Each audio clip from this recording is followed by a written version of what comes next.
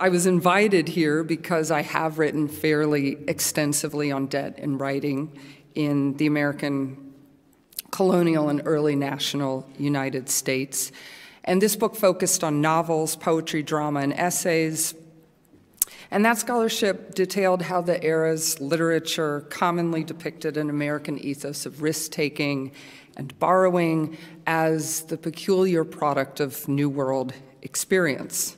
So I've since undertaken a book on American Romanticism, an artistic and philosophical movement that flourished in the US in the middle decades of the 19th century.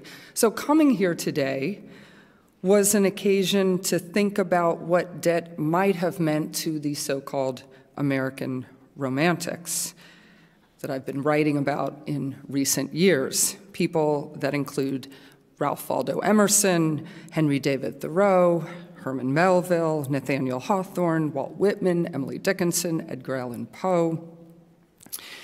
And I'd like to focus today, as my title suggests, on Emerson, one of the best-known American prophets of self-reliance.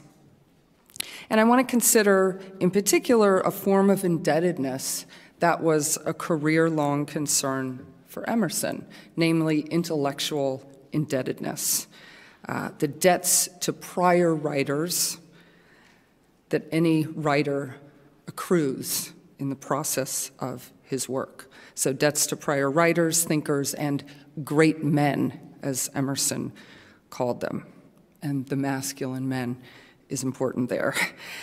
So we would probably expect someone like Emerson to discourage any reliance on other writers. He is, after all, the writer who brought us such quotable aphorisms as insist on yourself, never imitate, and we have listened too long to the courtly muses of Europe. But Emerson is never simple. He's the one who embraces contradiction. He, like other American writers, grappled with the possibility that the European colonization of America had not engendered a new world, but just replicated an old one. He called for an indigenous U.S. culture, but he traveled extensively to Europe precisely because he was indebted to European intellectuals. He wrote in English Traits, "I came here because I was indebted to the men of the Edinburgh Review, as well as to Coleridge, Wordsworth, De Quincey, and Carlyle." And Emerson's stance is particularly complicated if we look at the arc of his career, for his later writings move away from the transcendentalism and the optimism and the romanticism of his early years. The early Emerson, who claims that only the timid and apologetic man quotes saints and sages, ultimately claims that all books, even books by great men, are quotation. As he declared in his late essay, Quotation and Originality, the vast mental indebtedness that is necessary to writing has every variety of merit that pecuniary debt has, being honorable and profitable for both debtor and creditor. He writes, our debt to tradition through reading and conversation is so massive, our protest, our private edition, so rare and insignificant that in a large sense, one would say there is no pure originality. All minds quote. And then he says, the extreme economy argues a very small capital of invention. I'm interested in this phrase, small capital of invention. So there's an economy of writerly production, which argues a small capital of invention. It does not depend on a large stock of newness. The margin of newness is quite slim. So how does intellectual or artistic innovation happen when the private edition is so rare and insignificant? I would like to argue that Emerson's imagined economy of writerly production, running as it does on heavy borrowing and only a small capital of invention, was shaped by his understanding of natural history and the development or evolution of life forms. And here's where my second book comes in. This economy of nature, as Emerson understood it through his engagement with evolutionary theories starting in the mid-1840s, was one in which new life forms derived from former ones, distinguishing themselves incrementally through small but crucial changes that over time produced remarkable improvement. And I should say that my current book is generally concerned with how mid-century US writers were reading and assimilating German and English Romantic ideas as they were also reading Victorian biology. So there's a way in which they themselves are adapting Romantic ideas in the context of Victorian thinking. Scholarship on Emerson and Dett has been primarily concerned with the relationships he discerns, both within and between spiritual and worldly economies.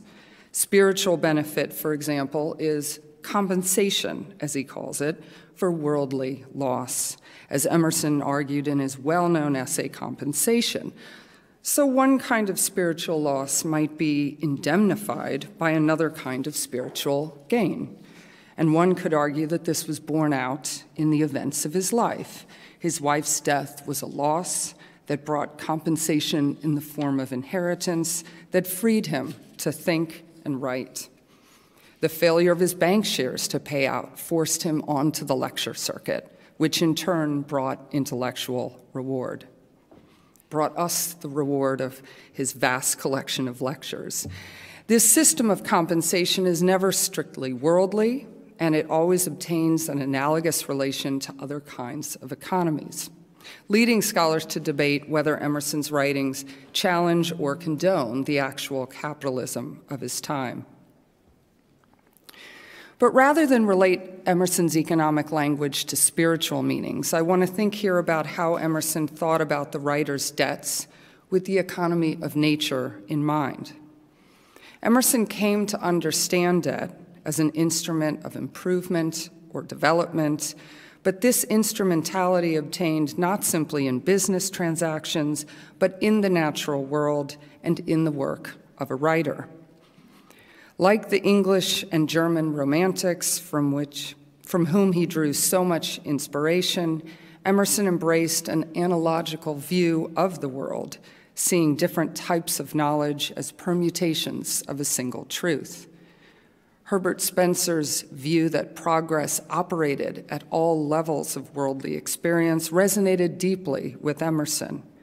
Spencer wrote, "The law of organic progress is the law of all progress, whether it be in the development of the earth, in the development of life upon its surface, in the development of society, of government, of manufacturers, of commerce, of language, literature, science, art. This same evolution of the simple into the complex through successive differentiations holds throughout." Drawing specifically from pre-Darwinian and Darwinian thinking about the descent of one species from another, a descent with significant, if subtle, differentiations, Emerson came to understand genius in developmental terms. Juxtaposing the history of great men with the history of life forms, he writes in the introduction to his 1850 book, Representative Men, "Great men exist that there may be greater men. The destiny of organized nature is amelioration, and who can tell its limits?" In these two key sentences, Emerson imagines a succession of great men akin to the succession of ever-complex life forms, each making possible the rise of a successor who subsequently supplants him. Grounding his understanding of genius in the mechanisms of natural amelioration enables Emerson to think about how the genius is both derivative and innovative. Essential to this thinking was Emerson's reading of Robert Chambers' controversial and anonymous 1844 Vestiges of the Natural History of Creation. In this book, Chambers envisions transmutation as originating in the embryo and proceeding teleologically along preordained lines of ascent that culminate with humans. He posited that all life forms start out as the same embryonic structure, the mature form determined only at the point at which development is arrested. Higher orders of animals result from longer gestations, he reasoned, while those of the lower orders are less complex, precisely because their development has been held in check. Chambers aroused controversy by proposing that species are not only not fixed, but derive physically from prior ones. He diverged sharply from most naturalists who maintained that new species only arose as a result of a divine creation that had occurred subsequent to the prime creation of the universe. So the thinking when one looked at the fossil record and saw that new species had arisen at different moments in time was that each of those new species represented a special divine creation. Although he imagined different mechanisms of change, Chambers' argument that each species derives physically from a prior one anticipated what Darwin would term descent with modification. Progress in Emerson's representative men does not involve a return to origins, but rather a continual moving away from those origins through ongoing second creations. And that's a term he uses several times in Representative Men to talk about genius. This may come as a surprise to readers of early Emerson writings, especially Emerson's well-known first book, the 1836 Nature. And this is really the Emerson that many people know. In that book, Emerson had famously lamented that 19th century humans had lost their Edenic kinship with nature and also lost touch with their essential aboriginal selves. That's his term. Rather than experience the miraculous in a first-hand encounter with nature, the New Englanders of Emerson's generation, he said, beheld the world through the eyes of past writers and depended on prior generations of thinkers. This estrangement from nature and from themselves, he wrote, impels humans to settle for a mediated truth. Recovering a primeval originality, Emerson argues, would bring originality in the sense of newness, a fresh vision, and immediacy. Lamenting the retrospective age in which he lives, Emerson hopes that a return to natural origins will end his generation's dependence on past men, allowing them to cast off tradition and conformity and instead enjoy what he famously called an original relation to the universe. It's worth noting that in nature, that lack of original relation was an insufficiency, often cast in terms of debt. The book frames the alienation of humans from the natural world as a biblical fall, one that leaves them in sore need of redemption. Emerson also invokes the monetary debates of his own time when he writes that such alienation from nature impoverishes human language, and in a well-known moment in the book, Emerson condemns unbacked paper currency as a metaphor for all human words that have been detached from their origins in the physical world. When humans are corrupted, he said, words are severed from their original referent. As a result, he writes, new imagery ceases to be created and old words are perverted to stand for things which are not. A paper currency is employed when there is no bullion in the vaults. And I think what's happening in nature is that the inheritance of tradition brings a kind of indebtedness. I mean, we might think of inheritance as a gift, a bequest, particularly if we think of it in literary monetary terms. But for Emerson here, the inheritance of tradition is a kind of baggage, and it puts you in a state of indebtedness not simply because what you think owes to what has come before, but because that tradition mediates your vision. It removes you from that original source of truth. So in nature, origins are the source of value from which humans have been alienated, and the possibility of renewal lies only in a return.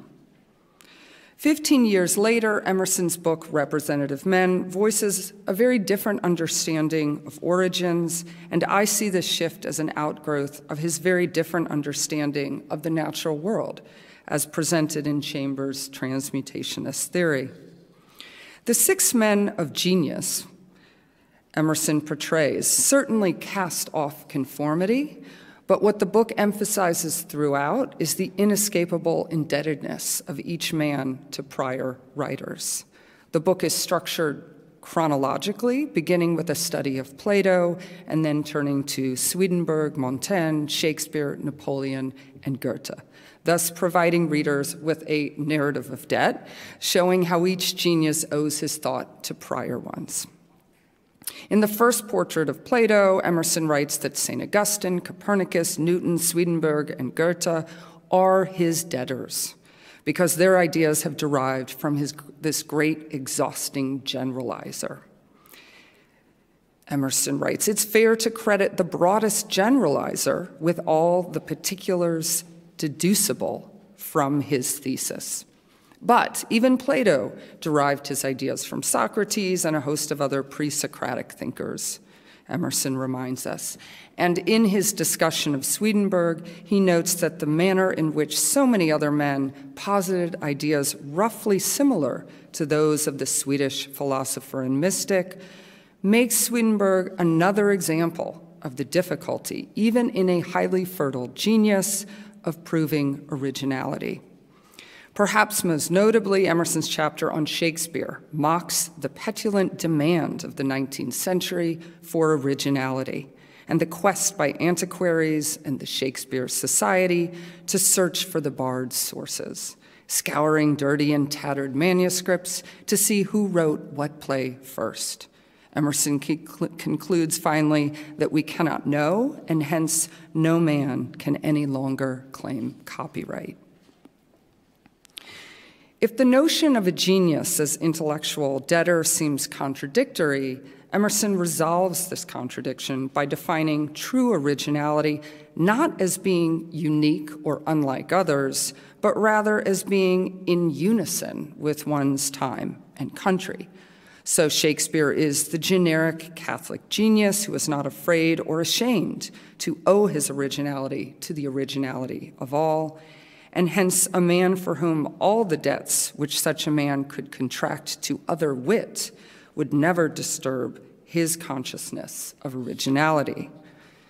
The greatest genius, Emerson proclaims, is the most indebted man. In this way, Representative Men does reiterate some of Emerson's earlier characterization of the genius as representative, as his title suggests. The genius taps into something universal, and while extraordinary, the genius realizes the potential that is latent, if ultimately unrealized, in ordinary people. But what is different in Emerson's later treatment of genius is his emphasis on the manner in which this generic quality is actually a function of the fact that his thoughts derive from so many prior ones.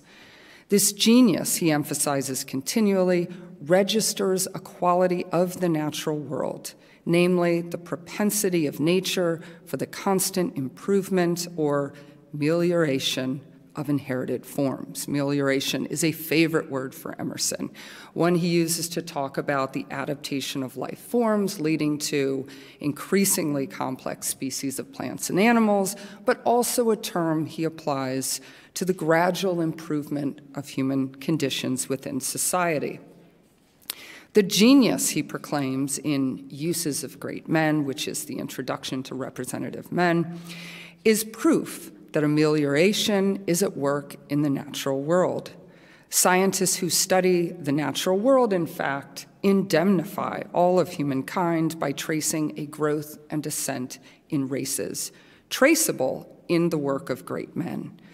The power of the genius, in fact, throws him into natural history as a main production of the globe and as announcing new eras and ameliorations. So we can trace the progress of humanity by looking at these great men, even if they're rare, even if nature only gives a handful of them, they give us hope that progress continues. Hence, we can imagine great men such as Homer and Columbus on a timeline of inheritance, adaptation, and improvement, with humans in the vanguard. Emerson notes that the human being has the saurian, that was what he called a dinosaur, and the plant in his rear. And the human's arts and sciences, the easy issue of the human brain, looks glorious when prospectively beheld from the distant brain of ox, crocodile, and fish. Applying this temporal model to the history of humankind, he declares that when nature, turning out 5 or 6 men, such as Homer or Columbus, gives us samples that attest the virtue of the tree. Such men are clear amelioration of trilobite and saurus, and a good basis for further proceeding. Plato, he says, has the fortune in the history of mankind to mark an epoch. There is in this writing no Edenic primeval moment to which Emerson seeks to return, as was the case in nature, but rather redemption lies in ongoing improvement, indexed by the rare great man. This new way of thinking makes everything in the present moment not truly original, but rather what he calls a second creation. And this was also a term that naturalists use. After God's prime creation, nature continually remakes or recreates itself. Emerson dubs the work of genius a second creation, the effect of a divine will illuminated by the light of the first cause behind the genesis of the world and life. Using a geological metaphor, he imagines Shakespeare as laying a finer stratum on the original rock. That second creation is always derivative and only incrementally, albeit crucially, different. Key to this understanding of progress is adaptation, a concept that took on its specifically transmutationist meaning in life science in the mid-19th century. Naturalists committed to the notion of a purposefully designed natural world had long understood adaptation as the fitness of a particular organism for its environment, a fitness built into the very timeless template on which it was modeled. So adaptation was an old term used by natural theologians. Darwin and others repurpose it. Reconfigured for modern biological discourse, however, the word adaptation came to refer to the structural adjustments and accommodations that happen in time for progressive, even teleological purposes. Chambers saw this purpose as teleological. Darwin would eventually argue that such adjustments were responses to environmental pressures. Whereas adaptation had previously referred to the fixed and timeless condition of fitness, this word came to designate the time-bound process through which an organism changes and becomes suited to its habitat and living conditions. In Fate, an essay Emerson included in his 1860 book, Conduct of Life, Emerson sees genius as the product of a history of adaptation in a natural world that is driven to improve. He writes, "When there is something to be done, the world knows how to get it done. The vegetable eye makes leaf, pericarp, root, bark, or thorn. As the need is, the first cell converts itself into stomach, mouth, nose, or nail, according to the want.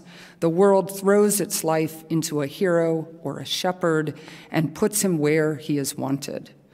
Dante and Columbus were Italians in their time. They would be Russians or Americans today. Things ripen, new men come, the adaptation is not capricious." For Emerson, these men do not just mature, but rather change through a process of replication and differentiation that actually characterizes growth at the cellular level.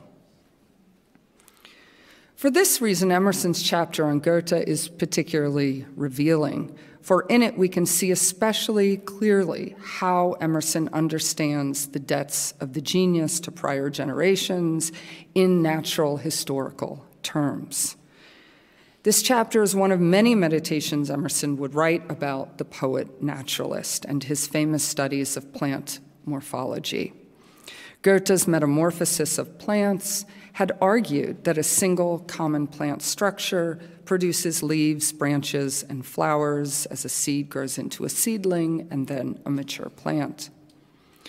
Theorizing this process of replication and differentiation, Goethe demonstrated unity in variety and a Platonic and Neoplatonic concept of a natural world in which material forms are distributed throughout, creating analogies or natural rhymes perceptible to the human observer. So Goethe himself has taken Platonic and Neoplatonic ideas and adapted them. The narrative of human progress is not a narrative of continuous replication, what Emerson calls the stamping over and over again of the print of a seal, because nature strives upward. And so instead, in man, the report or narrative is something more than the replicated print of the seal. It is a new and finer form of the original, he writes.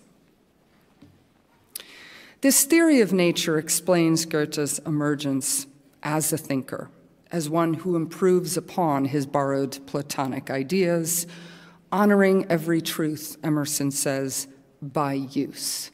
And here it's important to note the way in which Emerson emphasizes the language of use rather than wholesale creation.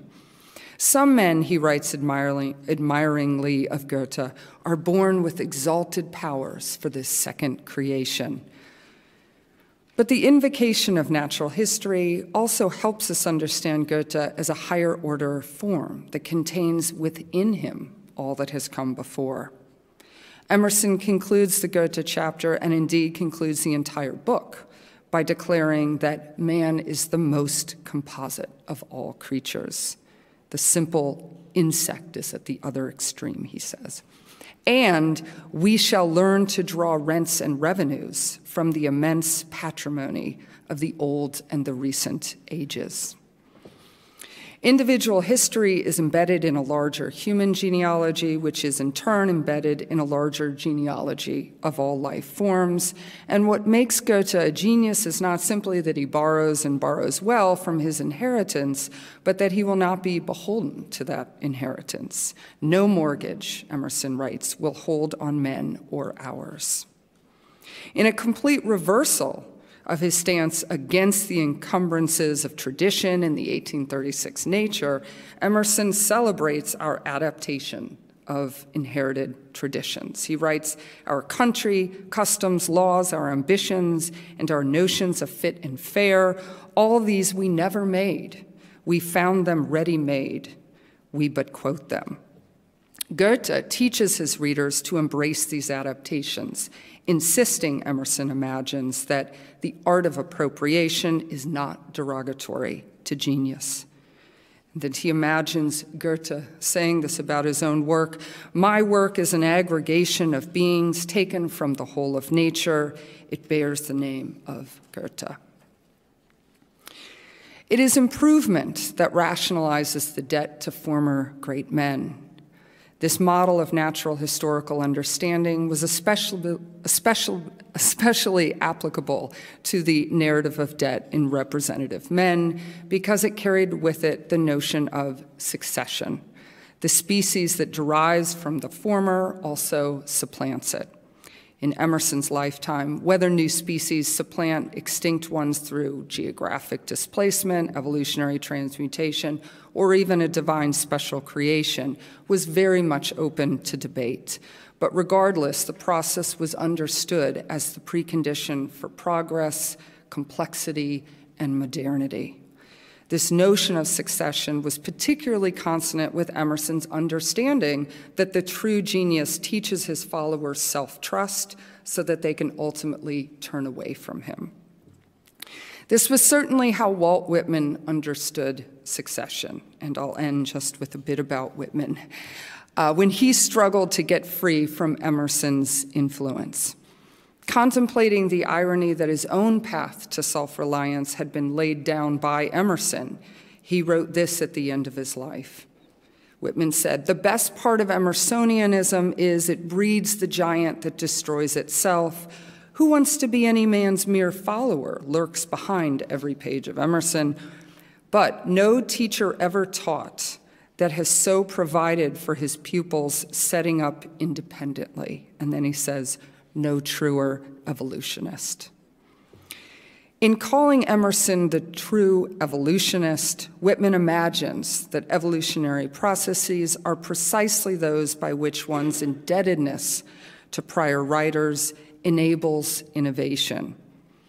Whitman lived long after the first edition of Darwin's Origin of Species was published, and at the end of his life, he came to believe that the evolution principle was the greatest law throughout nature, but also one with great explanatory power for thinking about a poet's adaptation of inherited forms. Aligning his own writing practice with the workings of natural laws, Whitman in turn imagined his own poems as always works in progress. And if you know anything about the history of Leaves of Grass, you know he never stopped editing it, that the book just expanded and became an accumulation of all of his history, and we call the last edition the deathbed edition to suggest that it was always a work in progress, halted only by his death. And in fact, he spoke of Leaves of Grass in this way. He said, "Haughty this song, its words and scope, to span vast realms of space and time, evolution, the cumulative growths and generations, begun in ripened youth and steadily pursued." So Whitman imagined his poems were composed of derived ideas and adapted for new times, but also potentially subject to this adaptive process by future poets. He wrote, "Let others finish specimens. I never finish specimens. I start them by exhaustless laws as nature does, fresh and modern continually." By seeing poetry as ongoing second creation, never finished, his debt to past poets, as well as the debt incurred by future poets, produces forms fresh and modern. Thank you.